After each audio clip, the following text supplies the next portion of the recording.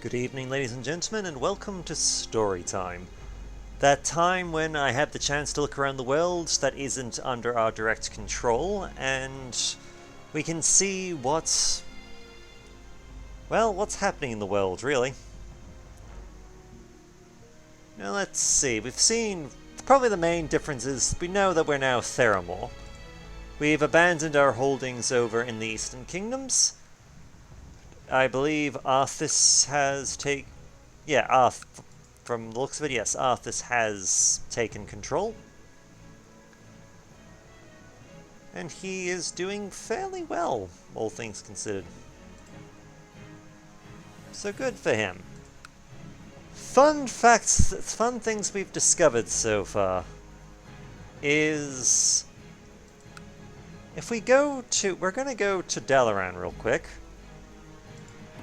And for starters, we already have Magister Thrall of Timesguard, who is undead.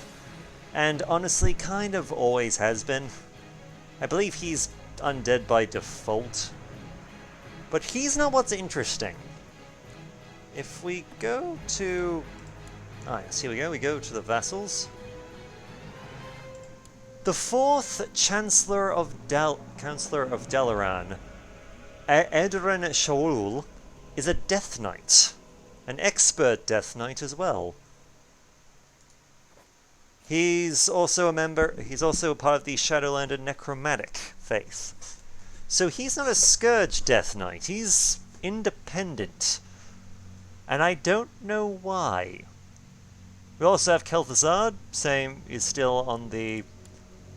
He's still around. He's still a Master Mage. I don't think he's converted to the Scourge yet, but we never know. Let's see, Arthas is doing... Well, he's doing alright for himself, just as I said before. Now let's see, who's actually interesting. There's currently a major rebellion happening over in Stromgarde, simply because I'm pretty sure King Theris tried to take land and his vassal disagreed. Okay. Things that I've done... I had a quick look around the map just to see if I could find it. But no, there does not appear to be any Naga anywhere. There's just no sign of them. I'm fairly certain maybe their attempts to come on land failed. Depends on where they ended up. Now here's probably one of those interesting things. Kel'Thalas, the High Elves. Ever since the Sunwell has been converted into the Voidwell, it has been... well, it's been interesting, because we've got places where void worship has picked up, namely in Silvermoon. The king has... yeah, he's converted, and he's trying to convert his holdings to the faith. So we're gonna be... So yeah, he's not gonna be popular, because here's the thing. He's...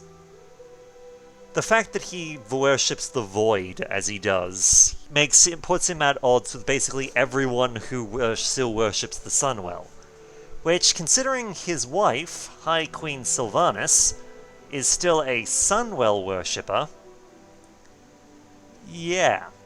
She's also a sorcerer for some reason. Good for her. As well as an expert hunter. But yes, things... I can't help but feel like in the near future that a lot of horrible things are going to happen with the High Elves in the near... It's just literally a case of it's a matter of time. Like, for example, we're seeing like pieces of like dukes and that of Lordaeron making holy wars up into Elven territory. Which, honestly, I can't help but feel like, yeah, a lot of the elves who are currently there are kind of okay with that. Because a lot of the elves in the south of the kingdom still worship Yeah, they worship either worship the holy light itself, or they are they worship the sun well. They don't really like I'm pretty sure they're more than happy just to say, "Oh, yay, we want to be part of Lordaeron now," rather than stay with the current administration. Let's see, moving. All right, we should probably look a bit further south. Some rather sad news this time around. Magni and his two brothers, the three Bronzebeard siblings, are all dead. Bran was killed by rabble, so he was murdered, and so was Muradin. Though in his case, he was actually assassinated by this guy, who Mori absolutely despises. Probably because, you know, he murdered someone. Let's see, Moiri herself is... Well, Ironforge is currently set up to fall into the hands of her eldest son, Dragon, or however you pronounce his name, who is a worshipper of the Fire Lord, and is still very much a part of the Shadowforge Empire, which is currently only consisting of this one province that used to be a Black Dragon stronghold. The Horde's kind of taken everything else. So yes, when Moiri dies, the situation in Ironforge is gonna get interesting very, very quickly. See, who is this? Oh, holy crap! It's fucking It's Grommash. It's Gromma. He's actually appeared. And not only that, he's basically set up his own little kingdom over in Frozen Pass. So he's taking a bunch of Frostmane troll territory. I mean, good for him. He's done well.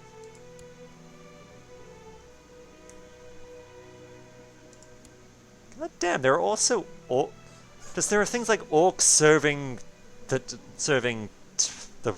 Kill Terrace. That's just... God, that's just amazing. Let's have a look-see. So, if we have a look, Lord Admiral Delin still in charge of Kill Terrace. His Trinid Paramore was murdered by this guy. And, oh no, Jaina Proudmoore died of corrupted blood at 18.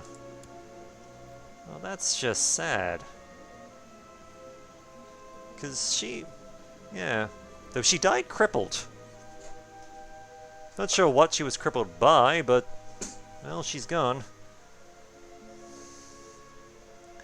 So let's have a look at his last remaining heir, Prince Derek. It's the inspiring leader, skilled warrior, brawny, humble, diligent, brave, ambitious, and just. He's actually pretty badass, and also married to a lone-born woman.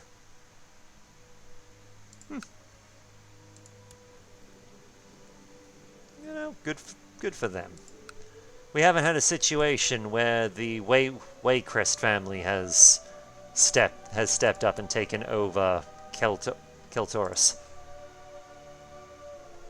Not this time, at least. Alrighty, Gilneas, what's happening over here? Let's see. Gen is still in charge, good for him. He appears to have a good relationship with his wife,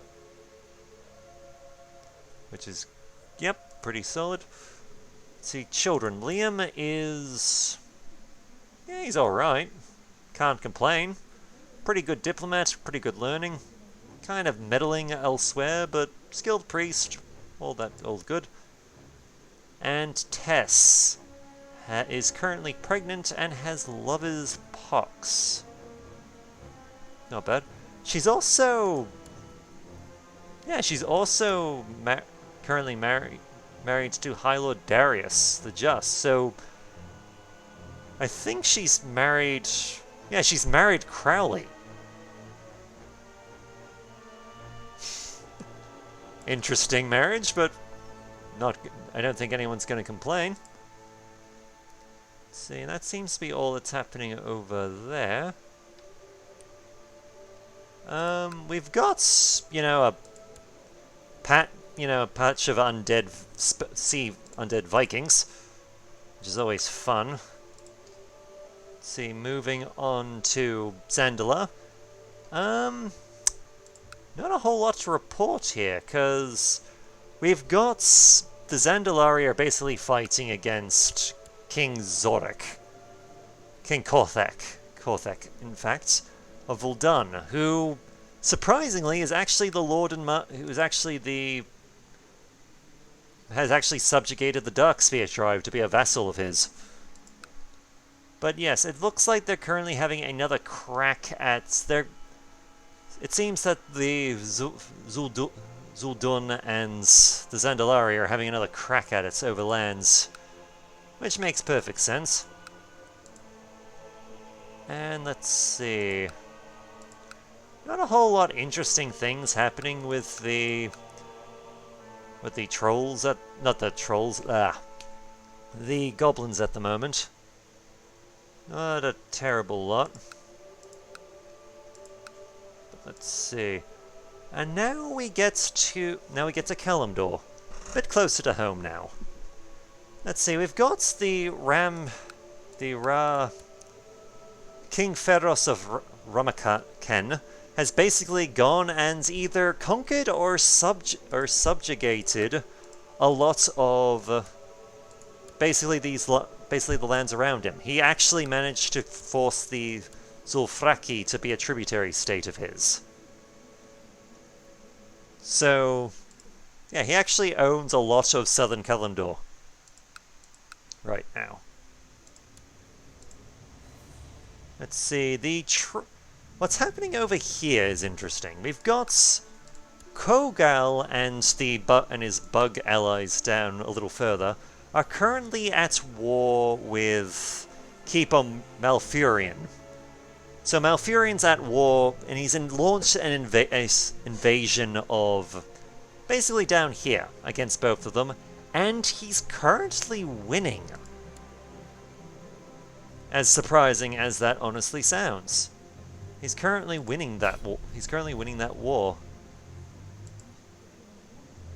Though how much longer that's going to last with the Burning Legion showing up is anyone's guess. So we'll see what happens there. We'll keep an eye on that in the future, because that's going to be important later on. But I am glad that Malfurion is absolutely kicking ass. Let's see, Legendary Druid all the way. Just for the sake of it, Illidan is currently... Yeah, he's currently a commander. He's currently just he's commanding and leading the efforts over in... From the looks of it, he's leading it over in this island over here. So I wish him well. I absolutely wish him the best, as far as that's concerned. Let's see...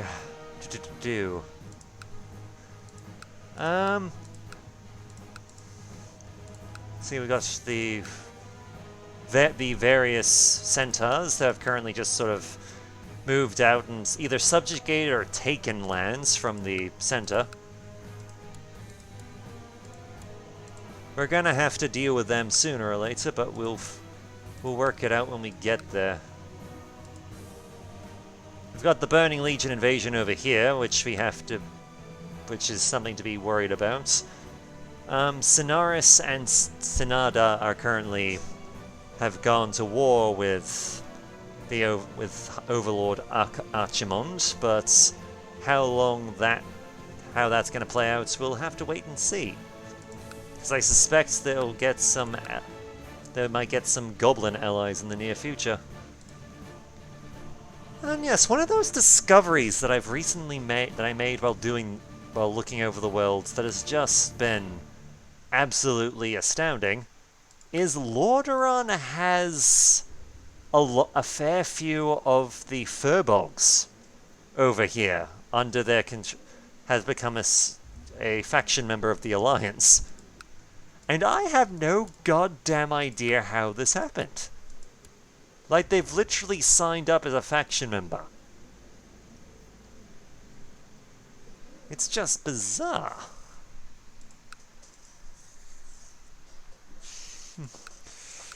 Alright, and last but not least, we're going over to Northrend. Let's see, things to go into. Well, it seems that Elistraza is probably from the first time we've seen from while playing this game is they've gone out. She's gone out of her way to spread her influence a bit. In that there is a tribe of demon worshipping Menatars right next to her that are literally a tributary state of her.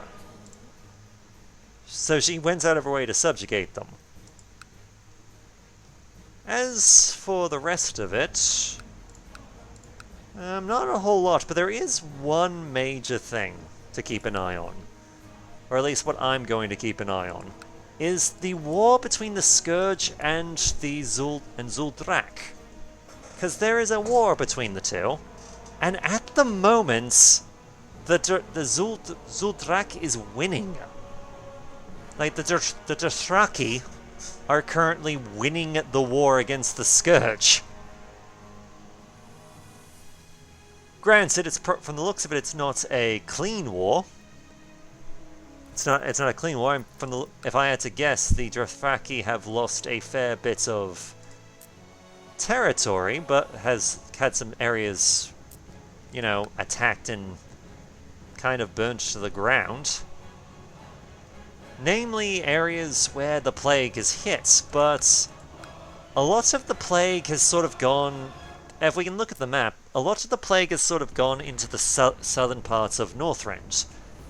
And while it is true that there is a bit of it that has taken Zuldrak, I think that the fact that their heartland has managed to basically survive is currently paying off for them. They haven't been touched yet, so they're currently not being completely savaged. Good for them. Oh yes, we also have the Frostborn Dwarves who have clearly signed themselves over to bloody... Well, it seems some of them have signed themselves away to the demons. A lot of the Frostborn Dwarves aren't on board with this plan. Seems like just the leadership is okay with it. Oh yes, and probably the last and... Okay, we have an undead Murloc Grandmaster Warrior over here. Good to know. Good to know. I'm not entirely Yeah, and it seems they took this lands from the bloody Keldava, so good for them. Because everyone knows it's a pain in the ass to take land from those undead Sea Vikings. But a quick look, probably one of the more interesting things that have happened so far is the freebooters.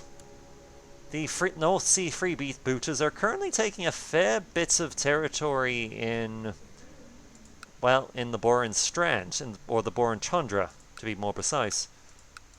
From the looks of it, they've already got the Strand. For the most part. Yep, they've got the Strand, and from the looks of it, they're making the effort to try and take the rest of it. They're trying to take the rest of the area.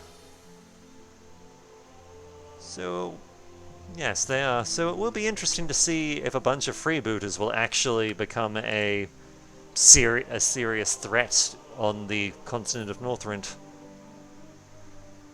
And it will be interesting to see how history will change if Zuldrak doesn't actually fall to the Scourge. But until next time when we can play this again, my name is Brightops, and I look forward to hearing from you. Take care.